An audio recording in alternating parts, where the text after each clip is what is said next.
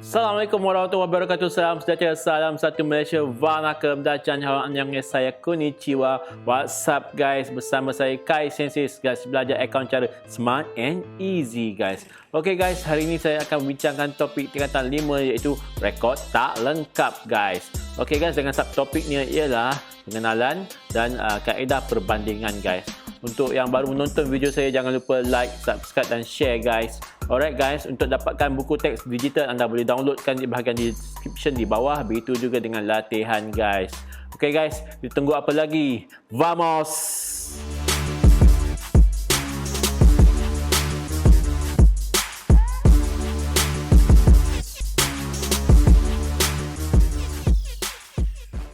Okay guys, kita teruskan dengan topik kita iaitu rekod tak lengkap. Okay. Prinsip perakaunan tingkatan 5 dengan subtopiknya ialah pengenalan dan kaedah perbandingan. Itu dua subtopik yang saya akan terangkan hari ini. Kita teruskan. Pertama, tajuk dia rekod tak lengkap. Standard pembelajaran, objektifnya pelajar boleh menerangkan maksud rekod tak lengkap. Pelajar boleh terangkan maksud rekod tak lengkap. Apa itu maksud rekod tak lengkap? Rekod tak lengkap bermaksud amalan perekodan maklumat perakaunan yang tidak mengikut sistem catatan bergu atau mengamalkan catatan tunggal. Maksudnya, dia tak buat rekod dua kali lah, satu sebelah debit, satu sebelah kredit, ataupun dia tak mengamalkan catatan tunggal. Maksudnya, dia tak rekod apa-apa pun. Satu pun dia tak rekod. Maksudnya, dia tak merekod lah. Maksudnya, rekod tak lengkap. Next. Pelajar boleh menerangkan sebab rekod penjagaan tak lengkap. Kenapa ni rekod tersebut tidak lengkap? Sebab rekod penjagaan tidak lengkap kerana yang pertama, tidak mengamalkan sistem catatan bergu. Kedua, catatan urus niaga yang tidak dibuat langsung. Langsung tak buat. Ketiga, dokumen sumber urus niaga tidak disimpan secara sistematik. Dokumen semua dia tak simpan secara sistematik, berterabur, tak simpan dalam fail.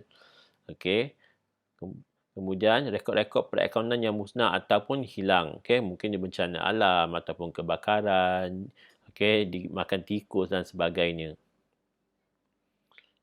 Seterusnya, sejak pembelajaran, pelajar boleh menerangkan kaedah yang boleh digunakan untuk menentukan untung atau rugi perniagaan.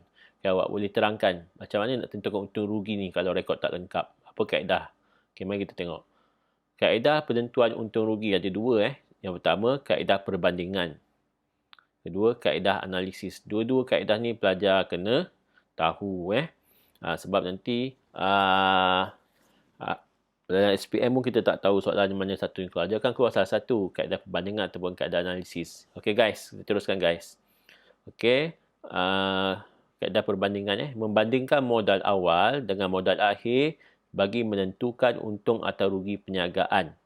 Maksudnya awak tentukan untung rugi perniagaan tu dengan rekod yang tak lengkap. Awak akan ambil modal pada satu hari bulan, awal tempoh perakaunan, dan modal akhir, iaitu modal yang terakhir sekali pada tempoh perakaunan untuk satu tahun tu.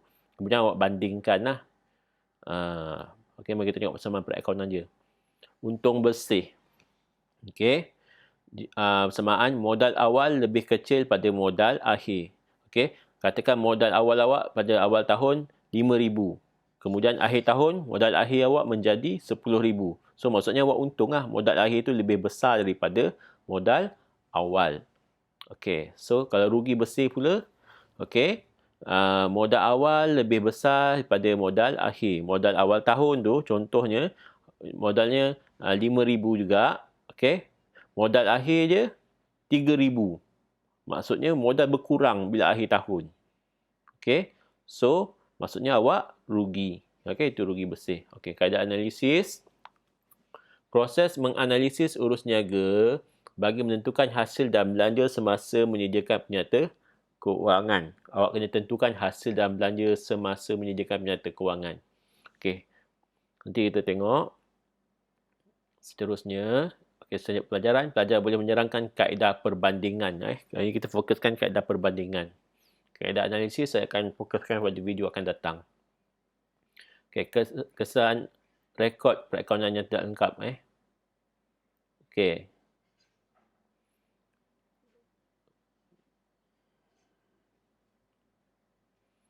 Okey, slide pelajaran tu abaikan. Saya tersilap tulis tu. Okey, pertama, kesan rekod perakaunan yang tidak lengkap. Kesilapan sukar dikesan di dalam buku penjagaan. Ini menyebabkan kes penyelewengan boleh berlaku. Kemudian, nyata kedudukan keuangan sukar disediakan. Okey, PKK kita susah nak buat sebab rekod dia tak lengkap. Okey, bila rekod tak lengkap, yang pertama tadi, boleh berlaku penipuan, penyelewengan sebab tak ada rekod. Jadi, pekerja kita mungkin akan mencuri duit. Okey, dia tidak amanah sebab tak ada rekod. Okey, ketiga, perbandingan prestasi penjagaan tidak dapat dilakukan dengan tepat. Tak boleh bandingkan tahun ni dengan tahun lepas. Untung ke, rugi ke. Okey, sebab kita tak tahu apa yang telah belanjakan, berapakah hasilnya secara tepat. Okey, seterusnya, untung atau rugi sukar ditentukan. Okey. Susah nak tahu untung. Kita tak tahu berapa kos belian, berapa jualan ataupun hasil kita. So, tak boleh buat kira untung ataupun rugi. Sukar. Okey, setiap pembelajaran atas tu abaikan. Setiap pembelajaran je, pelajar boleh menyatakan kesan rekod perakaunan yang tidak lengkap sebenarnya. Okey, seterusnya, imbangan duga tidak dapat disediakan kerana ketepatan rekod diragui. Okay, mungkin tidak imbang lah. Imbangan duga je sebab rekod dia tak tepat. Rekodnya tak lengkap. Okey, lepas tu ketepatannya diragui. Macam mana kalau dia imbang pun, macam mana dia boleh imbang sedangkan rekodnya tak lengkap. Jadi ketepatannya tu akan diragui. Boleh diragui lah. Okey, next. Okey. Mengklasifikasikan maklumat yang perlu untuk menentukan untung atau rugi perniagaan. Apa maklumat yang perlu? 1. Okey, maklumat untuk menentukan untung atau rugi. 1 kaedah yang membandingkan modal awal dengan modal akhir bagi menentukan untung atau rugi perniagaan. Tajuk awal dah terangkan. Okey, kita bandingkan modal awal tahun dengan modal akhir tahun kita untuk tentukan untung atau rugi perniagaan. Seterusnya, modal boleh ditentukan dengan menggunakan persamaan perakaunan. Okey, persamaan perakaunan kita ubah dia, modal sama dengan aset tolak liability. Okey, persamaan perakaunan yang biasa itu sama dengan aset sama dengan liability tambah modal kan. Okey.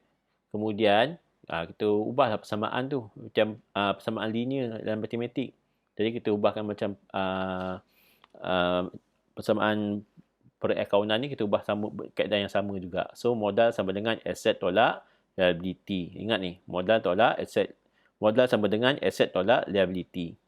Okey, rekod minimum yang perlu disimpan oleh peniaga. Untuk buat kaedah ni, paling minimum pun peniaga tu kena ada apa?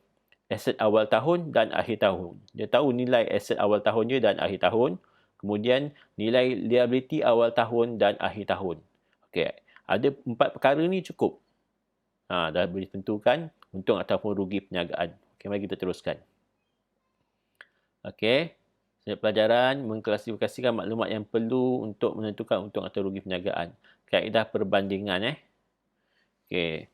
Perniagaan boleh menggunakan maklumat modal awal tahun dan akhir tahun untuk menentukan untung atau rugi. Okey. So, macam mana? Modal akhir.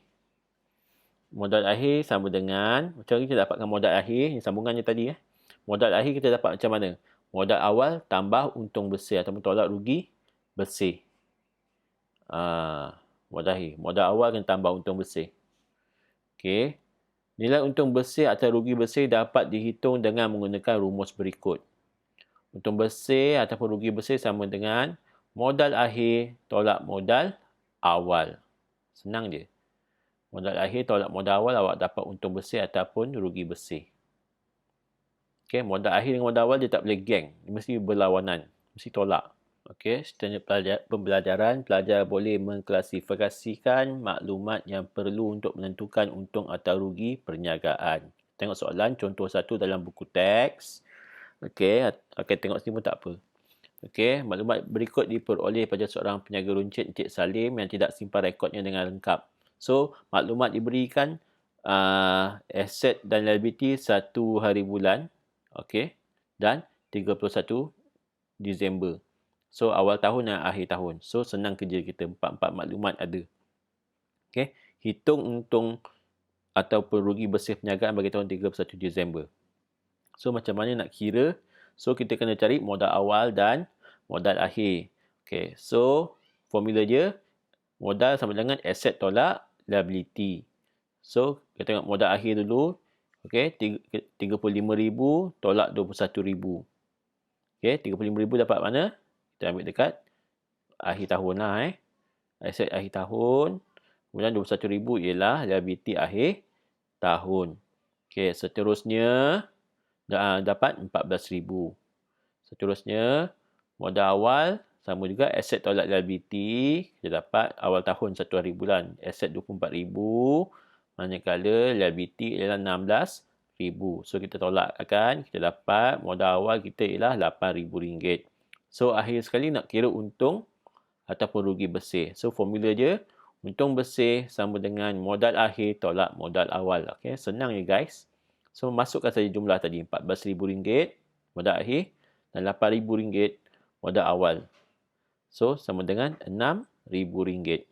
Okay, senang je. Okay, next. Okay, selanjut pembelajaran yang sama, kita pergi tengok keadaan perbandingan. Sekiranya pemilik perniagaan membuat ambilan, kita tambah. Ada ambilan pula dalam tempoh perakaunan. Item ambilan perlu ditambah pada modal akhir. Kalau ada ambilan, maksudnya modal akhir tu kita perlu tambah lah. Okay, namun begitu, sekiranya pemilik membawa masuk modal tambahan. Okay, jika ada modal tambahan, item modal tambahan perlu ditolak daripada modal akhir. So, ambilan kita tambah, modal tambahan kita tolak pada modal akhir saja guys.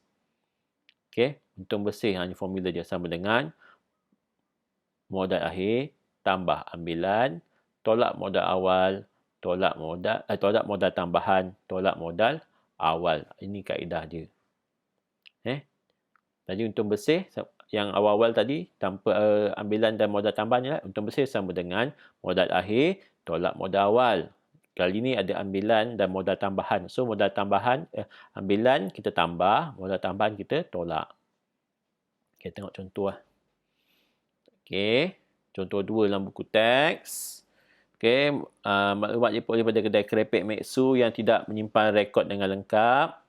Okay, dia beritahu maklumat awal tahun, aset dan liability, dan akhir tahun, aset dan liability. Ada maklumat sepanjang tempoh perakaunan tersebut, Meksu telah mengambil inventory bernilai 500 untuk kegunaan anak. Dia ambil inventory untuk kegunaan anak ataupun kegunaan peribadi. So, dia adalah ambilan sebab untuk kegunaan peribadi. Membawa masuk modal tambahan sebanyak 3,500. Okay, hitung untung bersih, untung ataupun rugi bersih. So, formula dia, modal sama dengan aset tolak liability. So, modal akhir ialah 16,700 tolak 4,290. Kita ambil dekat sini dulu. Okay, kita dapatkan modal dia dulu. Okay, kemudian begitu juga dengan liability. Tolak macam biasa, kita akan dapat 12,410. Modal awal pula 9,500. Kita ambil dekat atas ya. Okay, awal tahun. Kemudian liability 2,410. Kita ambil, dapat jawapan 7,090. RM7,090. So, kesimpulannya untung bersih sama dengan, tulis formula dia. Modal akhir tambah ambilan, tolak modal tambahan, tolak modal awal. So, sama dengan RM12,410. Dan lupa tulis RM. Situ saya terlupa. Okay, kemudian kita tambah ambilan. Ambilan maklumat tambahan yang pertama, 500. Okay, kemudian tolak 3,500, maklumat tambahan kedua, modal tambahan. Kemudian 7,090 tu dah ada tadi, modal ke atas. So, jumlah untung bersih kita dapat ialah 2,320. Okay. Seterusnya guys, menganalisis aset dan liability pada awal tahun dan akhir tahun. Okay, analisis aset dan liability pula. Okay, maklumat keuangan perlu dianalisis untuk menentukan aset dan liability bagi membolehkan jumlah modal ditentukan. So, aset dan liability kita perlu analyze untuk tentukan modal. Okay guys. Modal diperoleh dengan membandingkan aset dengan liability pada awal dan akhir tempoh perakaunan. Okey, kita tengok soalan nombor 3. Okey, soalan nombor 3. Puan Yap telah memulakan perniagaan 1 Januari 2017. Dia tidak menyimpan rekod dengan lengkap. Maklumat diberi dekat bawah. Okey. So, dia senaraikan aset dan liability ni dia senaraikan. Okey, untuk awal tahun iaitu 1 Januari 2017 dan akhir tahun 31 Disember 2017. So, maklumat yang kita nak dah ada. Asset and liability. Cuma pelajar perlu klasifikasikanlah mana satu aset. Kena pasti mana satu aset dan liability. Saya pasti anda dah kenal. So, maklumat tambahan dia beritahu situ dia ada bawa masuk RM1,000, lengkapan bernilai RM1,000 untuk kegunaan pejabat. Belum direkod dalam mana-mana buku. So, ia adalah modal tambahan. Okay. Kemudian Puan Yap membuat ambilan barang niaga bernilai RM3,900. Dibuat ambilan. RM3,900. So, pelajar kena ingat. Soalan minta hitungkan untung atau rugi bersih perniagaan Yap bagi tahun berakhir 31 Disember 2017. So, saya ambil terus dalam buku teks. Yang pertama, pelajar kena kenal pasti jumlah aset dan liability. So, kumpulkan aset awal tahun. 1 Januari kita kumpulkan dulu. Okay. So, kenal pasti ni aset-asetnya. Okay, awal tahun. Kita fokus awal tahun dulu. Kemudian, kita fokuskan liability awal tahun. Okey. Kemudian belajar. Okey. Awak jumlahkan aset awal tahun tadi. Kemudian awak jumlahkan liability awal tahun tadi. So, aset tolak liability. So, dapat modal awal. Ni pelajar dah tahu. Saya dah terangkan dalam slide sebelum ni. Okey. Sama juga dengan modal akhir. Kumpulkan aset modal akhir. Jumlahkan. Kemudian kumpulkan liability akhir tahun, jumlahkan. So, aset tolak liability, awak akan dapat modal akhir. Okay. So, macam biasa, formula dia untung bersih dekat bawah sekali. Untung bersih sama dengan modal akhir tambah ambilan, tolak modal tambahan, tolak modal awal.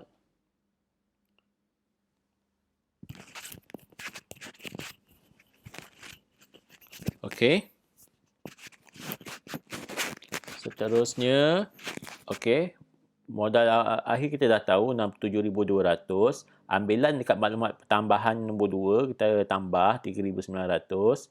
Okey, modal tambahan, maklumat tambahan nombor 1 RM1,000 yang lengkapan tadi. Kemudian tolak modal awal. Awal-awal kita kira dekat atas. So kita dapat untung bersih RM21,060. Okey, ini saya tak perlu terangkan lebih lanjut Okey, cuma kena pasti je, kaedah je sama je. Okey, teknik pembelajaran seterusnya, pelajar boleh menghasilkan penyata mengira modal awal dan modal akhir. Okey, ni penting guys. Dalam soalan SPM selalu keluar kalau rekod tak lengkap ni. Ataupun soalan-soalan yang lain. Okey, dia memang suruh buat penyata mengira modal awal ataupun modal akhir ataupun kedua-duanya sekali. So, kita tengok soalan contoh nombor 3 tadi. Cuma bawahnya soalan kita ubah. Okey. Sediakan penyata mengira modal awal dan modal akhir. Okey. Soalan sama. So, kita buat penyata mengira modal awal, bentuk penyata. Okey. Pertama, aset. Okey. Lengkapan. Lengkapan tadi 7,000. Okey. Kadang-kadang dalam soalan, dia ada nyatakan, ada beri susut nilai terkumpul. So, pelajar kena tolak dulu susut nilai terkumpul bagi setiap aset yang ada susut nilai terkumpul jika diberikan. So, kita buat macam ni jika ada Ini contoh jika ada. So, tolak dulu siap-siap. Contohnya RM1,000 tolak dapat RM6,000. Okey. Kemudian baru sambung bawah RM6,000 tu baru sambung aset-aset yang lain. Ataupun boleh buat 3 kolom. Okey. Yang lengkapan dan susut nilai terkumpul tu buat kolom yang pertama sebelah kiri lagi. Wujudkan lagi satu. Kemudian RM6,000 tu pindahkan ke kolom tengah ataupun kolom nombor 2. Okey, kita teruskan ke soalan kita yang ini. Okey, akaun belum terima, kita masukkan jumlah dia, kita masukkan bank. Okey, ikut susunan dia lagi bagus. Ikut susunan dalam soalan. Okey, inventory, ini kita masukkan sahaja. Tak payah asingkan lah. Aset bukan semasa, tapi seelok-eloknya kalau mana yang ada susun nilai terkumpul tu, kita letak bahagian atas sekali. Okey, inventory. Okey, promosi prabayar, kita masukkan. Ya, awal tahun sebab penyata mengirim modal awal tunai, kita masukkan. Okey, kemudian kita jumlahkan. Dah, kita labelkan, kita kena jumlahkan, pindahkan dekat sebelah. Okey, mesti ada sub jumlah dia. Okey, kemudian tolak liability. Okey, kadar bayaran belum bayar 570. Kemudian akaun belum bayar 13750. So, kita jumlahkan, letak sebelah. Okey. Kemudian kita tolak lah. Okey. So, modal pada 1 Januari 2017 mesti tulis. Dalam periksa mesti tulis. Modal pada 1 Januari 2017. Ataupun modal awal pun boleh. Okey. So, RM49,000, RM40. Okey, kurungan tu saya nak tunjukkan perbezaan dekat sini supaya tolak. Dalam peperiksaan, awak tak perlulah buat kurungan tersebut. Sebab dekat penyata tu, liability tu, dah tulis tolak liability.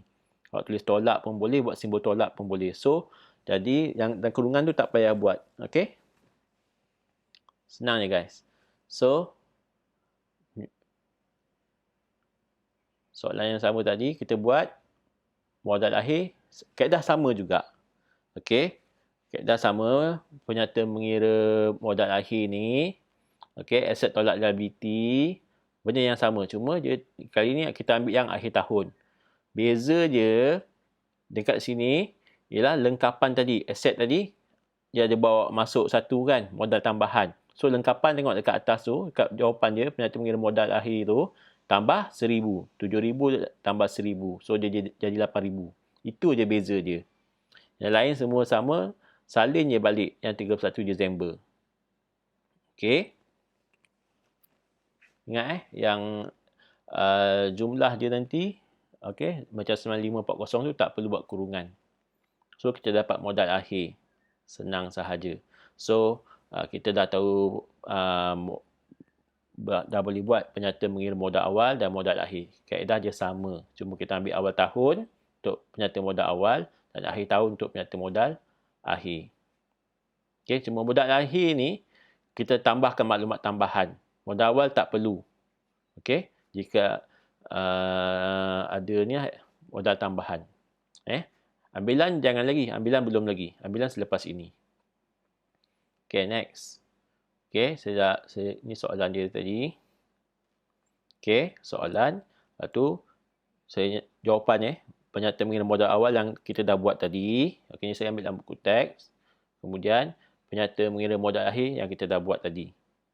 Okey, so maklumat kita tengok. Kita nak buat. Sekarang soalan dia nak sediakan penyata mengira untung rugi niaga anjap. Okey, contoh soalan kat bawah tu tengok. Contoh 3 tu. Soalan bawah tu saya ubah, saya ambil. Okey, so ini soalan. Kita salin balik. Penyata mengira untung rugi perniagaan Yap bagi tahun 31 Disember 2017. Okey, so perniagaan Yap tu jangan tulis lah. Okey. Perniagaan Yap tu kita tulis kat atas pun tak apa. Okey, ni format dia buat untuk punya first. Kita masukkan modal akhir. Sebab untung rugi kan. Tadi kita buat bentuk formula. Ni kita buat bentuk penyata. So, modal akhir. Kita ambil dekat situ. Dekat penyata mengira modal akhir. Tadi kita dah ambil. 67,200. Kemudian. Kita ambil. Tambah ambilan. Formula tadi. Sama. Kaedah matematik awal ni. Cuma beza dia bentuk penyata. Tambah ambilan. Ambilan tu kita ambil dekat maklumat tambahan. 3,900. Kemudian kita jumlahkan. Okey, 71,100. Kemudian kita tolak modal tambahan. Okey. So modal tambahan kita tulis dulu 1,000 kat situ, dekat atas kita ambil pada maklumat tambahan. Kemudian modal awal. Modal awal kita ambil dekat penyata mengira modal awal. Tadi dah kira. So, modal tambahan kita tambahkan dengan modal awal. Jumlah dia kita pindahkan dekat sebelah menjadi RM50,000, RM40 baru kita tolak. Okey. So, kita akan dapat untung bersih RM21,060. Okey, ingat kita dah buat simbol tolak dekat modal tambahan tu. So, RM50,000, RM40 tu tak perlu ada kurungan. Dekat sini saya nak tunjukkan supaya pelajar tak keliru. Okey, dalam periksa tak perlu kurungan. Okey guys. Yang terakhir, menghasilkan penyata mengira untung rugi dan penyata kedudukan kewangan. Okey. Ini tadi penyata mengira modal akhir, penyata mengira untung rugi. Okey. Ini penyata kedudukan kewangan ni saya ambil dalam buku teks, saya teruskan. Sebab PKK format awak dah tahu. Kalau awak buat rekod tak lengkap, maksudnya PKK, penyata kedudukan kewangan, akaun perdagangan untung rugi, awak dah tahu buat. Okey, so dekat sini saya cuma nak tunjukkan kaedah dia sama je. Okey, cuma kali ini kita PKK buat macam biasa. Pada soalan tadi, kita fokuskan kepada penyata mengira modal akhir, kita ambil semua maklumat kat modal akhir, aset. Okay, aset bukan semasa, kita kategorikan mana aset bukan semasa. Kalau dia susut nilai, kita tunjukkan tolak susut nilai. Okey, buat macam biasa. Okay, aset semasa kita senaraikan, kita jumlahkan. Begitu juga dengan liability semasa ni. Okey, kita jumlahkan, dapatkan modal kerja. Modal kerja wajib tulis. Okey, walaupun jawapannya salah, anda tulis perkataan modal kerja tu mesti betul. Aset tolak liability. Kemudian, ikuti pemilik modal awal. Kita mulakan modal awal. Modal awal kita dah tahu ambil kat mana lah. Kat penyata mengira modal awal tadi, 21,060. Tengok kat sebelah tu, belah kiri tu. Kemudian, tambah modal tambahan. Okey, modal tambahan. Okey, modal tambahan. Penyata untung rugi ni, tengok. Okey, penyata untung rugi. So, modal awal kita tengok, kita ambil dekat penyata mengira untung rugi, maklumat dia. Okey, yang bahagian equity ni. Modal awal kita ambil 9040, modal tambahan kita ambil, kita jumlahkan. Okey, ini sebab kita buat PKK. Kemudian jumlahkan, kemudian kita tambah lagi bawah dia untung bersih, dapat jumlah, kemudian kita tolak ambilan, dan akhir sekali kita akan dapat modal akhir. Okey, pastikan modal akhir jumlah dia sama dalam penyata awak. So, kalau sama, maksudnya betul. Perfect. 20 markah sekurang-kurangnya. Di 3 soalan. Okey guys. Okey, jangan lupa like, subscribe dan share. Tunggu video saya seterusnya selepas ini, iaitu kaedah analisis. Okey, sampai di sini saja. Jumpa lagi. Bye-bye. Adios.